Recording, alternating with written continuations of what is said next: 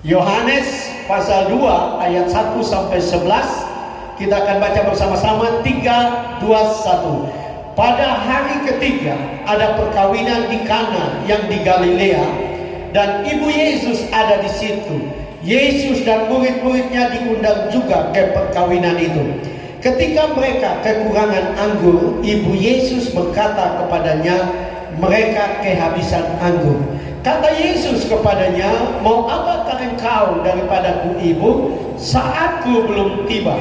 Tetapi ibu Yesus berkata kepada pelayan-pelayan, apa yang dikatakan kepadamu, buatlah itu. Di situ ada 6 tempayan yang disediakan untuk pembasuhan menurut adat orang Yahudi, masing-masing isinya 2-3 buyung. Yesus berkata kepada pelayan-pelayan itu, isilah tempayan-tempayan itu penuh dengan air, dan mereka pun mengisinya sampai penuh. Lalu kata Yesus kepada mereka, sekarang cedoklah dan bawalah kepada pemimpin pesta.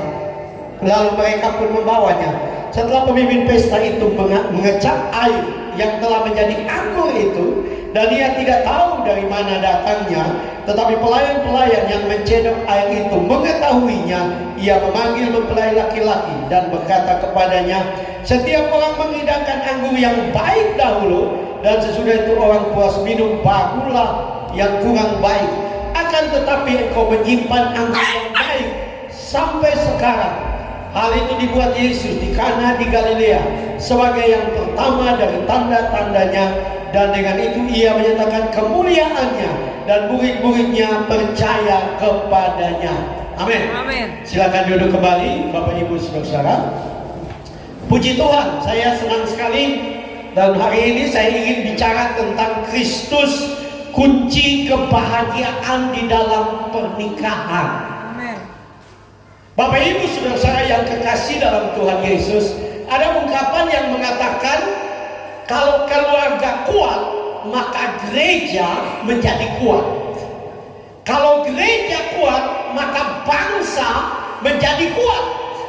Itu sebabnya pentingnya keluarga-keluarga, secara khusus keluarga Kristen, adalah keluarga Kristen yang kuat, keluarga Kristen yang bahagia, keluarga Kristen yang menikmati kehidupan ini. Karena itu yang menjadi kekuatan dari gereja Tuhan. Itu yang menjadi kekuatan kita untuk kita menjadi orang Kristen yang menikmati hidup ini. Karena kita mesti jujur, Bapak Ibu Saudara-saudara, ya, dalam survei secara khusus di Amerika, bukan di Indonesia memang. Ya, Amerika yang mayoritas orang Kristen, Bapak Ibu Saudara-saudara, dengan jelas angka perceraian antara orang Kristen dengan yang bukan Kristen itu sama banyak. Jadi jangan pernah berpikir bahwa karena Kristen sudah pasti tidak ada masalah dalam keluarga. Saya mau katakan, Kristen pun kita bergumul dengan banyak masalah dalam keluarga kita. Dan kita membutuhkan Tuhan, ya, yang menjadi penolong bagi kita, yang menguatkan kita, baik secara pribadi, baik sebagai suami, baik sebagai istri, baik sebagai anak. Kita semua perlu Tuhan. Karena itu Kristus harus dihadirkan di dalam keluarga, bukan sekedar slogan. Memang tempat duduk pengantin puade, ya, dulu-dulu itu, kalau zaman dulu, ya, saya ingat itu seringkali dibikin puade, kemudian karena masih zaman dulu, orang pakai kertas mengkilat itu, kemudian dipotong perahu, taruh di situ, dan di muka ada salib. Katanya Yesus yang memimpin keluarga. Nah, apakah hanya sekedar itu, atau betul-betul kita membutuhkan Tuhan di dalam kehidupan kita? Saya percaya betapa pentingnya Kristus di dalam keluarga kita. Amin. Amin. Karena saya percaya hanya Kristus yang bisa menolong kita. Amin. Ya. Kenapa? Karena Bapak Ibu Saudara, mempersatukan dua orang itu tidak gampang. Saya mau katakan kepada saudara, seringkali rumah tangga tidak bahagia karena kita menuntut, ya, kita menuntut pasangan kita, suami menuntut istri harus sama dengan dia. Nah, ini seringkali jadi masalah. Kenapa kenapa itu tidak bisa, Bapak Ibu? Karena memang jenis kelamin saja sudah beda, ya. Dan harus tahu bahwa pendekatan suami dengan istri itu beda. Suami selalu pakai logika. Itu sebabnya seringkali orang bilang tidak baku masuk, karena suami logika, istri pakai perasaan. Ya, wanita cenderung menggunakan perasaan. Sehingga untuk baku cocok itu tidak gampang. Untuk bisa baku masuk itu orang bilang tidak gampang. Karena perbedaan itu. Ya, itu sebabnya perbedaannya nyata di dalam merespon masalah. Katanya ada cerita lucu Ungke dengan Mince. Dorang punya anak satu laki-laki, ya, kasih nama dia Timo. Timo ini aktif sekali, ya, jadi dia lari sana lari sini seperti kondisinya seperti Bira begini, ya. Jadi Timo ini lari sana lari sini, dia jatuh dalam got, kepala hantam di batu, langsung, ya, Mince lari begini. Di anak yang dia sayang, Timo, dia follow Timo. Darah sudah keluar. Mince cuma nangis, ya, menangis meraung-raung. Mungkin langsung lari ambil otot bawa lari di rumah sakit. Mungkin tidak menangis, air mata tidak keluar sedikit pun, ya. Begitu sampai di rumah sakit, kemudian dokter periksa, dokter obati, semua jahit, ya. Puji Tuhan ternyata Timo tidak apa-apa. Kemudian dokter panggil dan bilang, Pak, biayanya 10 juta. Langsung Uke menangis. Kenapa? Karena Uke baru pikir 10 juta mau dapat di mana, ya. Jadi responnya beda. Kenapa? Karena memang beda. Itu sebabnya suami istri harus berusaha untuk mengerti pasangan, menerima pasangan, menerima kekurangan pasangan, menerima kelebihan pasangan. Satu dengan yang lain harus berusaha untuk menerima, karena dari perbedaan itu yang dipersatukan, itu yang mendatangkan kebahagiaan. Amin. Belajar untuk menerima pasangan, belajar untuk menerima kekurangan pasangan, dan teristimewa mengundang Yesus hadir di dalam keluarga, sehingga satu dengan yang lain bisa mengasihi karena kasih Tuhan yang menguasai.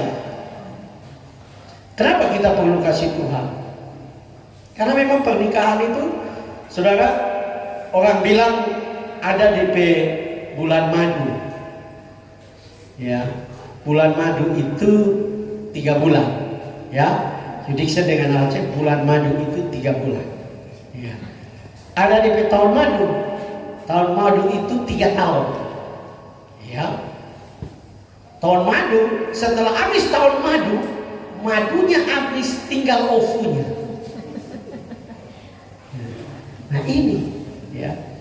Saya pernah dengar ada pendeta yang dia cerita, dia bilang, Pak Pendeta, memang betul tidak gampang suami istri, bukan saja pendeta, jemaat juga. Karena kadang-kadang kita dari latar belakang keluarga yang berbeda, ya. Saya dengan istri saya dengan latar belakang keluarga yang berbeda. Saya dari keluarga yang kasarnya itu keluarga amburadul, ya, tidak ada aturan. Kami hidup sesuka kami di timur, ya. Nah, dia dididik oleh mamanya yang pelihara dia, seorang bidan Belanda dengan disiplin. Ya. Nah, ada satu pendeta bilang, Pak Pendeta, kita baru kawin dengan mertua saja berapa bulan kami sudah bertengkar hebat.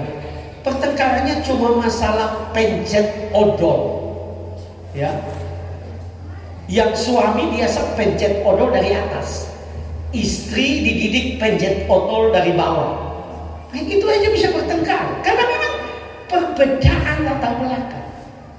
Ya. Kita harus belajar untuk dalam pernikahan kita belajar untuk menerima, dan penerimaan itu hanya bisa terjadi kalau Yesus hadir dalam keluarga kita. Amin. Itu sebabnya betapa pentingnya kalau kita orang Kristen secara khusus, orang Pentakosta dulu-dulu selalu diingatkan harus ada mesbah keluarga, karena disitulah segala sesuatu Tuhan dapat menolong untuk diselesaikan. Amin. Ya, dan saya mau katakan itu sesuatu yang penting, bukan saja dulu, sampai sekarang. Ya, keluarga harus betul-betul mengundang Yesus. Ya. Ada ungkapan yang mengatakan kalau engkau memiliki Yesus, engkau memiliki segala sesuatu. Amin. Amin. Karena Yesus sumber jawaban. Kenapa Yesus datang ke dalam dunia? Karena dia mengasihi dunia. Dan tadi kita sudah baca bahwa mujizat perkawinan di Kana ini adalah mujizat pertama. Dan ini menunjukkan bahwa Tuhan sangat peduli dengan rumah tangga. Amin. Jadi jangan pernah saudara pikir, Pak Pendeta kita punya rumah tangga sudah kacau, saya punya suami sudah hugel, ya kacau rumah tangga saya. Saya mau katakan Tuhan peduli. Yang penting engkau mau sungguh-sungguh untuk mencari Tuhan, ya. Engkau sungguh-sungguh untuk meminta, mengundang Tuhan adil dalam hidupmu, ya. Karena waktu engkau mengundang Tuhan, rumah tanggamu akan menjadi rumah tangga yang penuh dengan kebahagiaan. Dan juga secara khusus dalam perjalanan rumah tangga kita harus penuh dengan pengampunan, melupakan, ya. Nanti kalau terjadi pertengkaran, belajar untuk melupakan, ya. Bahkan lebih baik melupakannya tidak baik semua, ya. Saya pernah baca juga ada cerita lucu, ada cucu yang datang ke opanya dan omanya yang sudah berumur 80 tahun. Mereka sudah menikah sekitar 60 tahun lebih, 70 tahun, ya, 60 tahun. Jadi dia datang begini, datang main di opa ke rumah. Wih, dia lihat opa di rumah, bagus, sayang luar biasa, padahal sudah 60. Jadi tiap kali opa mau minta kopi, opa bilang, Hani, bawa kopi. Ya. Beberapa saat duduk, opa panggil lagi, ya, sayang, bawa kue. Ya. Kemudian singkat cerita mereka bermain dengan cucu dengan opa, main-main. Tibalah makan siang, opa mau minta air, opa bilang, mamaku minta air, ya. Kemudian sore opa mau minum kopi sore lagi, opa bilang, makatiku. Anak ini, cucu ini dia bilang, opa be, bagus sayang. Jadi dia datang begini, dia bilang, opa, kita mau tanya dulu. Opa bilang, oma bagus sayang ini. Opa tiap kali panggil oma nama beda-beda, cara panggilnya beda-beda, sebutan beda-beda. Apa rahasianya opa? Karena cucunya juga sudah mau nikah. Jadi opanya pelan-pelan bisik, cucu, opa lupa oma penama. Jadi opa sudah panggil nama-nama khusus, ya. Mesti belajar, ya. Saya berharap Yudiksa dengan Alca akan terus mengasihi satu dengan yang lain. Amin. Bahagia, karena hanya kebahagiaanlah yang membuat hidup kita jadi berkah. Amin. Amin. Mungkin kita tidak kaya, tapi kalau kita bahagia, maka hidup kita akan memuliakan Tuhan.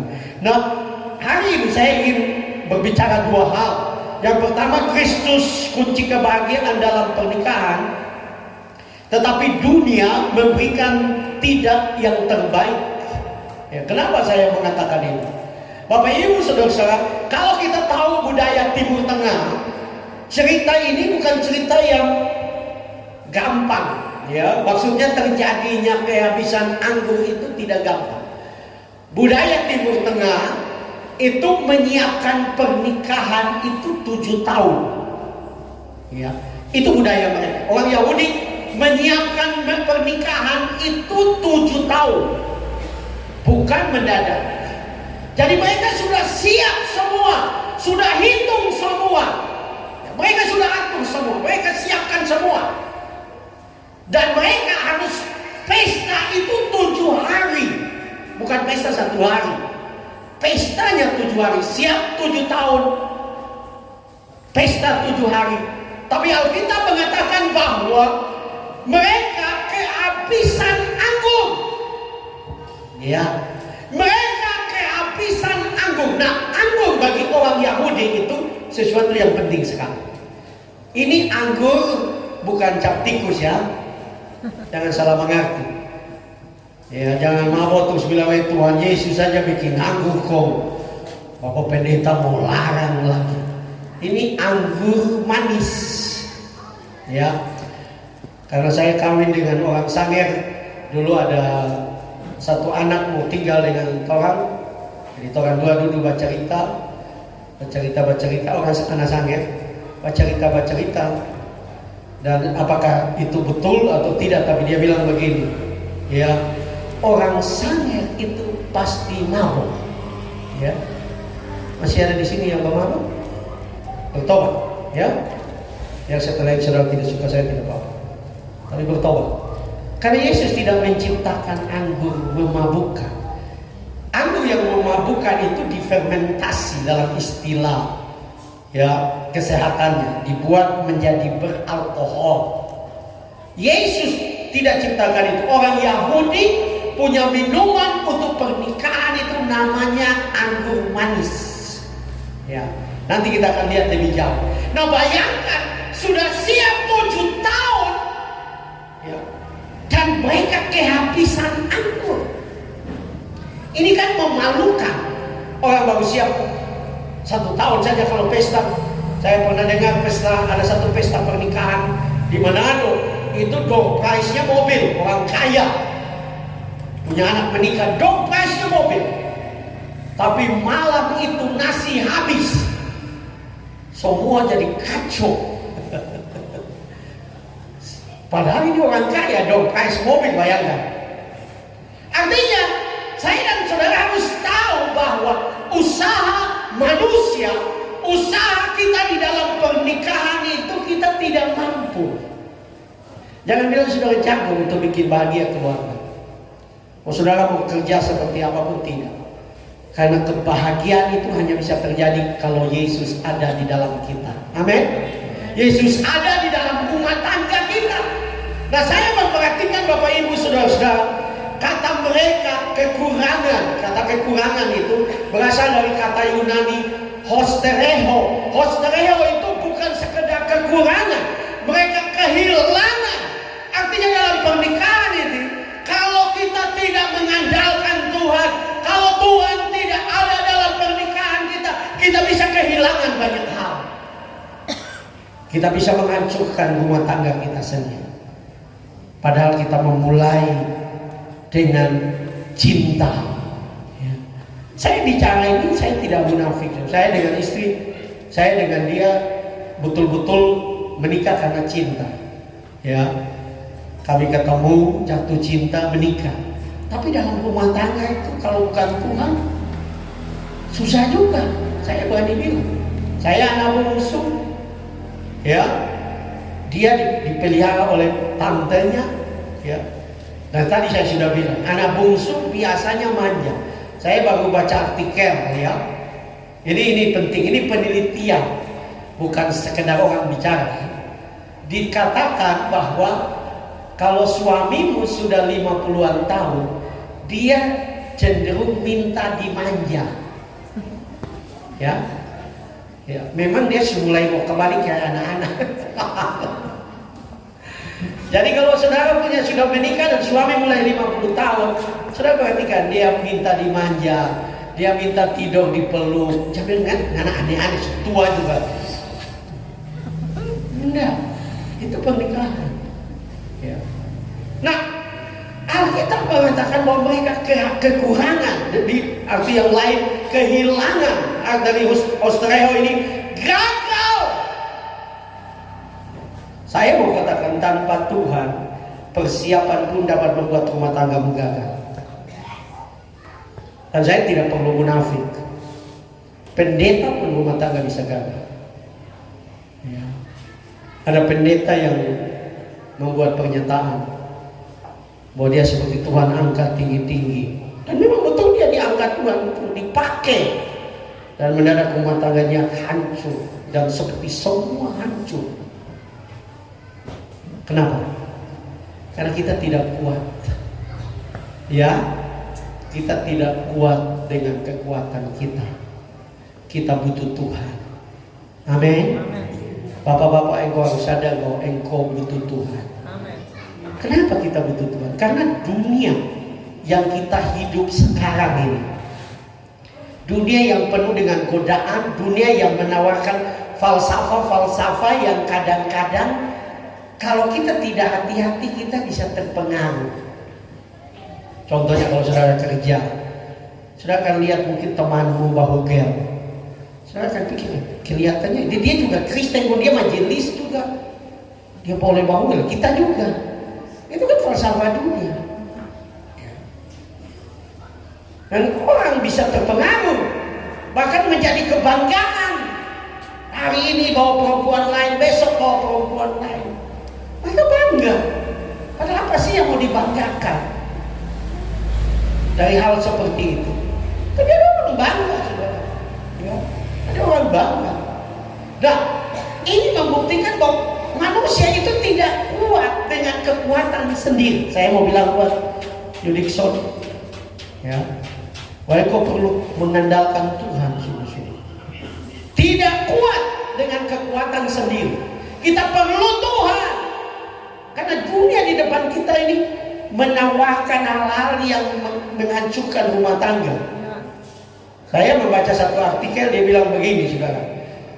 Perempuan, gadis-gadis sekarang, mereka suka, ya, mereka tidak lagi suka berondong, karena cenderung berondong di istilah anak-anak perempuan gadis, remaja pemuda yang bangun badan. Mereka berkata bahwa mereka tidak suka yang berondong. Kenapa? Berondong itu cenderung tidak ada uang. Ya, mereka suka yang bapak-bapak yang sudah berumur, ada rambut putihnya, perutnya agak gendut, tampilannya bagus. Nah, orang suka begitu. Ya, itu sebabnya kalau saudara hidup di Jakarta itu ada istilah sugar daddy.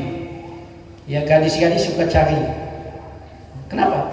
Karena cenderung orang-orang dalam usia 50-an, 40-an ke atas itu sudah mapan, keuangannya mapan.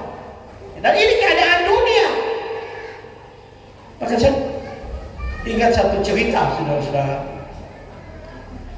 Ungke bahugel dan DP dengan orang pe istri. Tiap hari DP bini mince menangis, dia menangis. Ungke ngana bahugel. Ya. Satu kali Ungke pulang begitu Ungke masuk rumah, mince langsung menangis lagi. Ungke ngana sayang, ngana bahugel, ngana jahat. Karena dulu paling sayang, kenapa kita sekarang bahugel? Kau Ungke bilang, sayang, orang pe istri saja kita sayang, apalagi kita pe istri. Sudah lihat kata-katanya? Kata-kata orang yang otaknya sudah tidak jalan bagus. Ya, bagaimana dia bilang dia sayang orang pe istri? Dan dia tetap sayang, lebih sayang dari istri. Tapi itu dunia. Nah, dunia sedang membuat manusia, termasuk orang Kristen, kalau tidak mengandalkan Tuhan sangat berbahaya. Amin. Saya mau bilang ini penting. Kelihatan khotbah pagi ini keras, tidak apa-apa. Supaya kita sadar. Karena jangan pernah main-main. Dan saya bicara ini karena saya lihat pendeta juga. Karena ini Yudikson, saya anggap anak saya. Dia pendetanya. Saya ingin ingatkan. Pendeta tidak kebal dosa. Pendeta tidak kebal dengan pencobaan. Dunia sekarang, saudara-saudara, ya, hati-hati. Dan saya ingin ingatkan buat bapak-bapak, bahkan ibu-ibu pun bisa.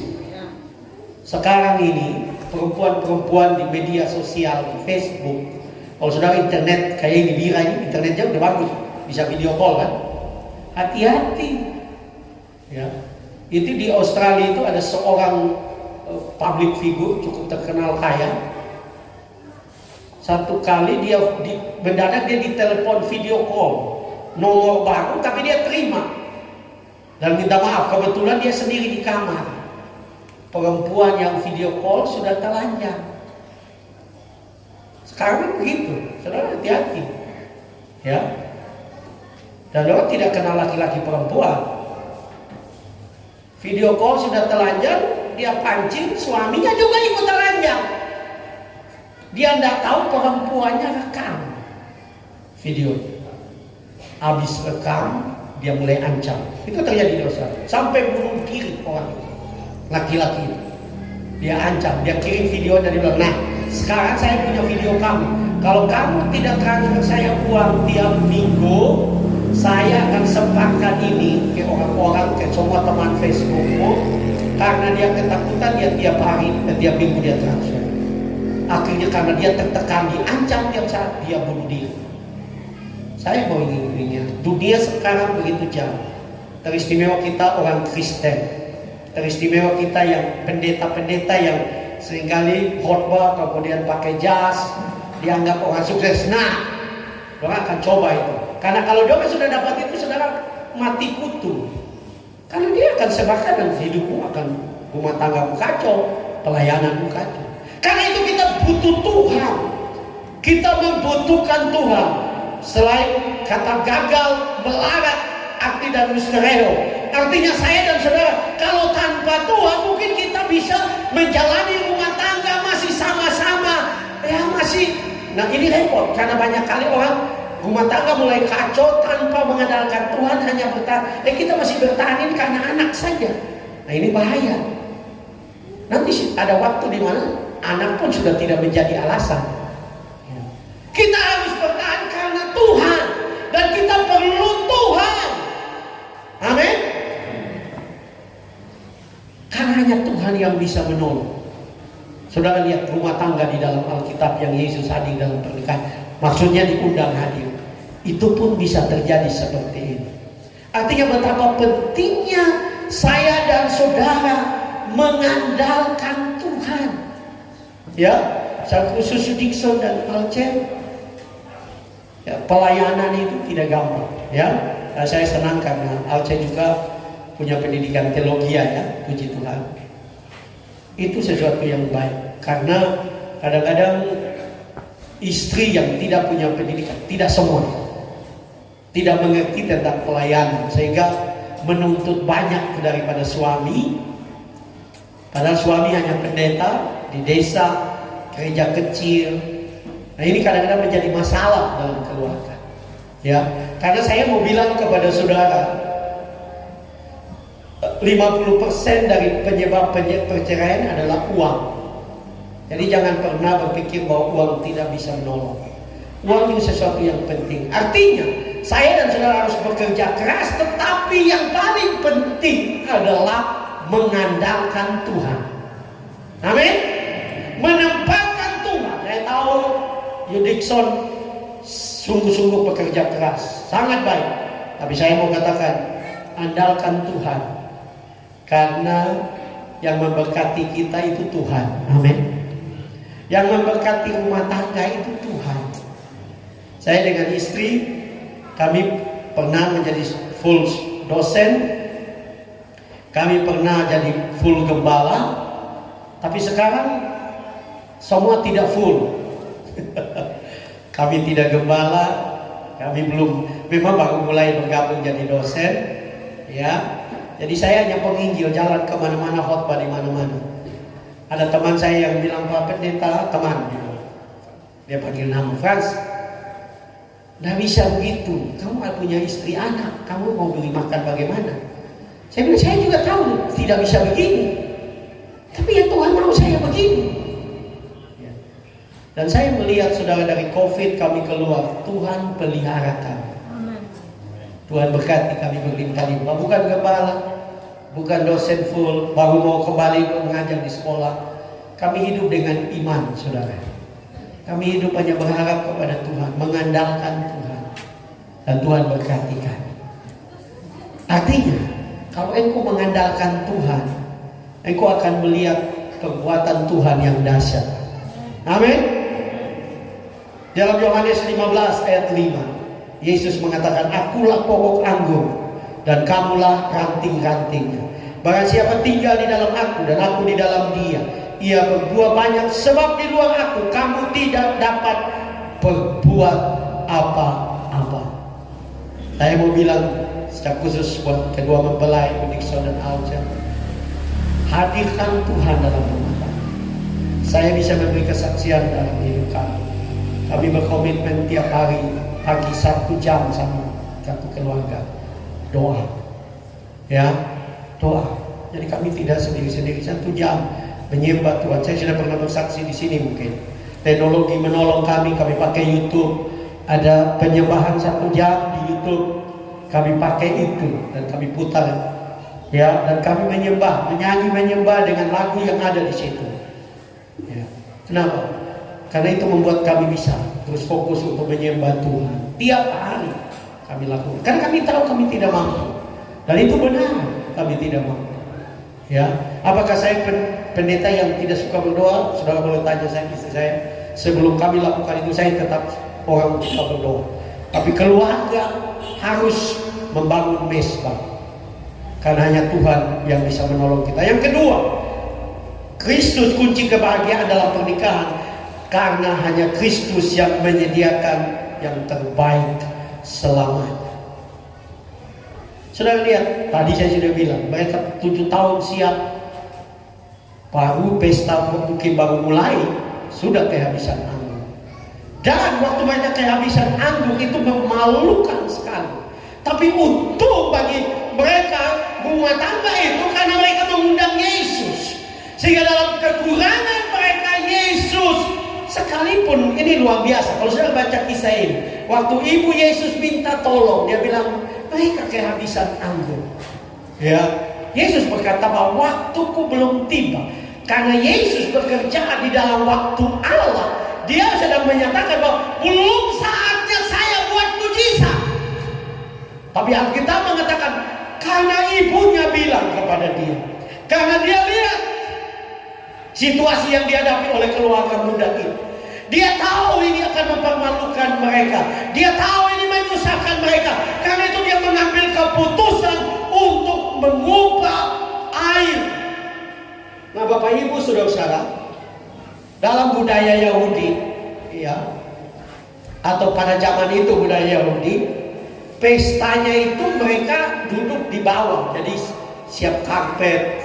Ya, kalau saudara lihat orang-orang di Timur Tengah, itu karpet jadi tempat, dulu belum ada kursi, jadi mereka duduk. Nah, orang kalau bayangkan dia datang misalnya dari Tahuna, Baabu, jalan kan zaman itu belum aspal.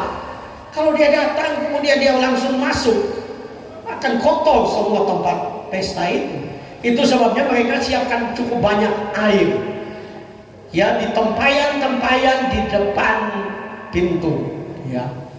Nah, tempayan itu adalah air cuci kaki, bukan air minum. Tetapi Yesus dengan jelas mengatakan supaya menyuruh pelayan-pelayan itu mencedok air itu dan membawa kepada pemimpin pesta.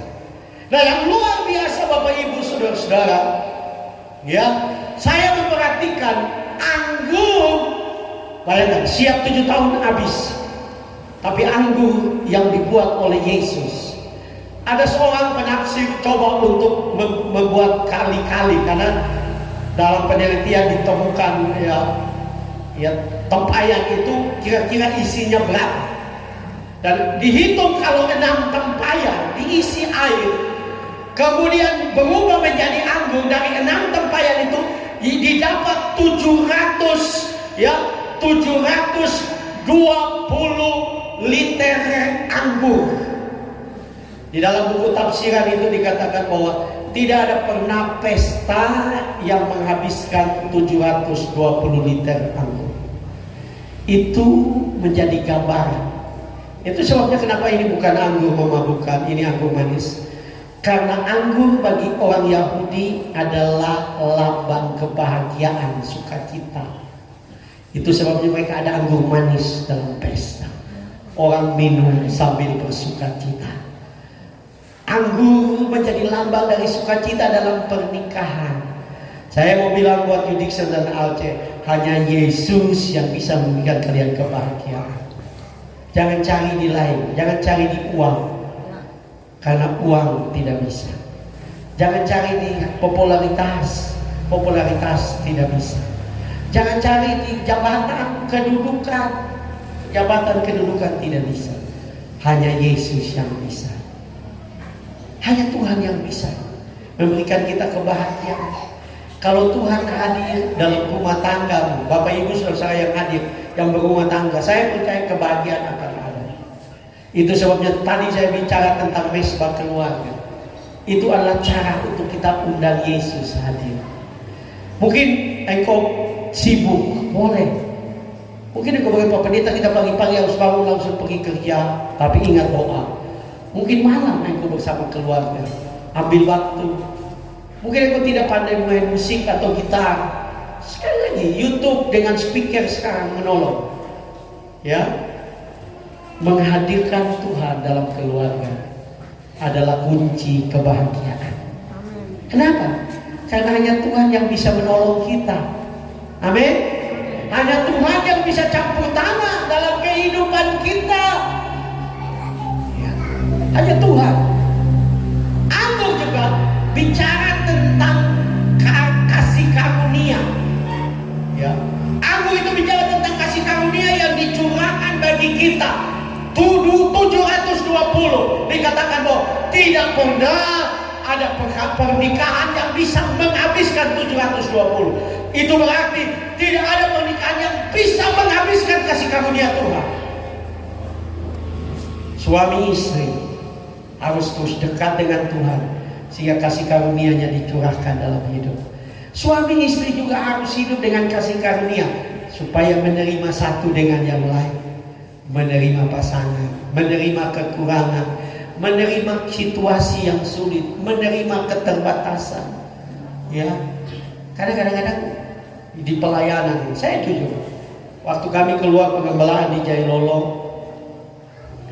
dan kami hidup tanpa penghasilan dalam tanda kutip, ya.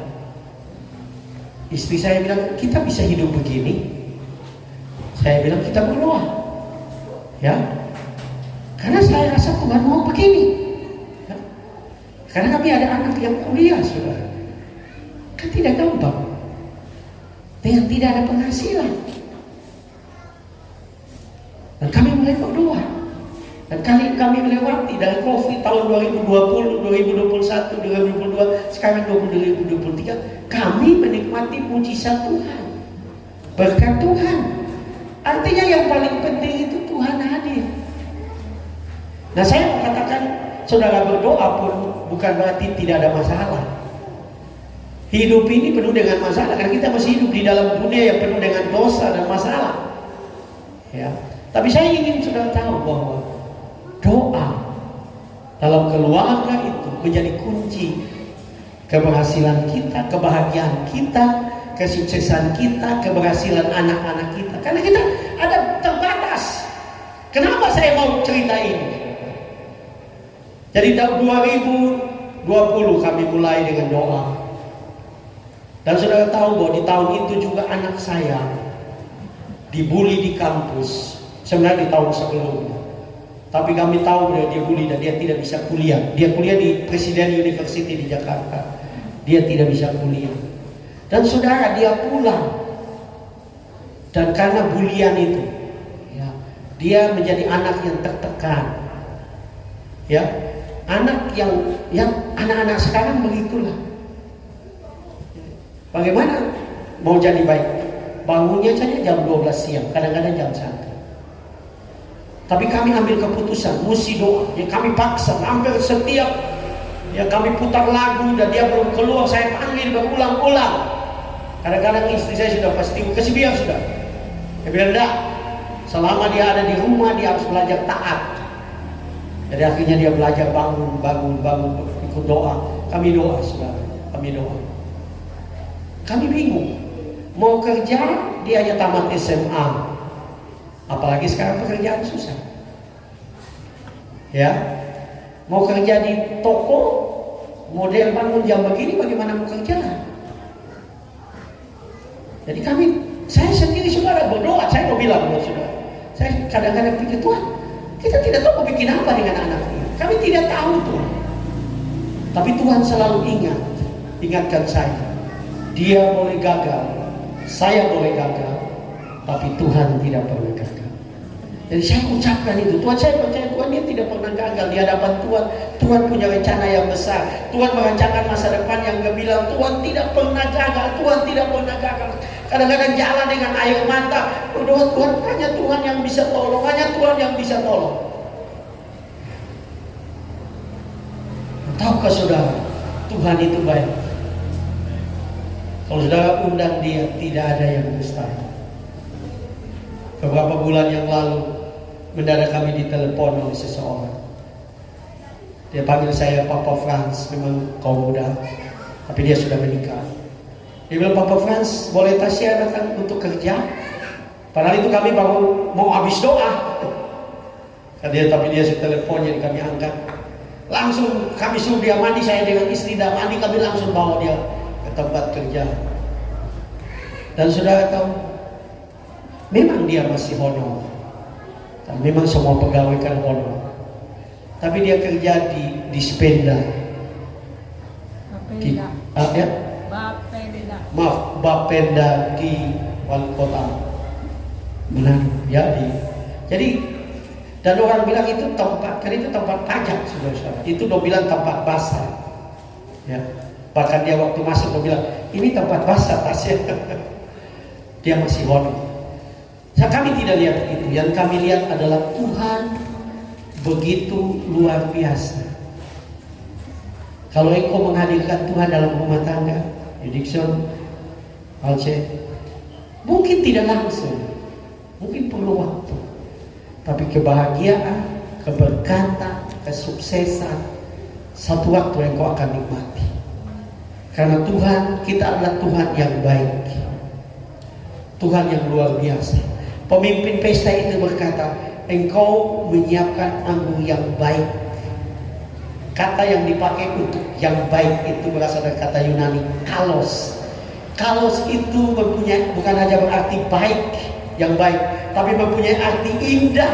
Kalau Tuhan hadir dalam rumah tangga kita akan merasakan keindahan, sukacita, damai sejahtera. Ada kekurangan, ada masalah, tapi kita tahu karena Tuhan ada, Dia pasti akan menolong kita.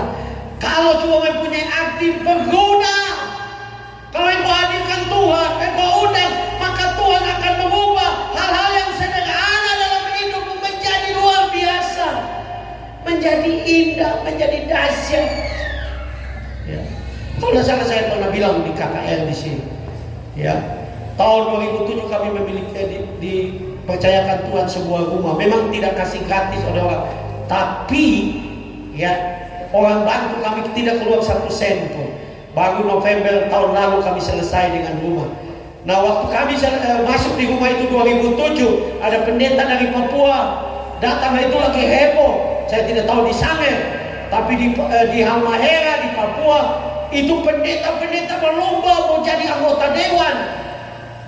Dan waktu dia duduk di rumah saya, dia lihat kanan kiri, dia beberapa waktu kemudian dia bilang, Pak pendeta, ini rumah kayak rumah anggota dewan.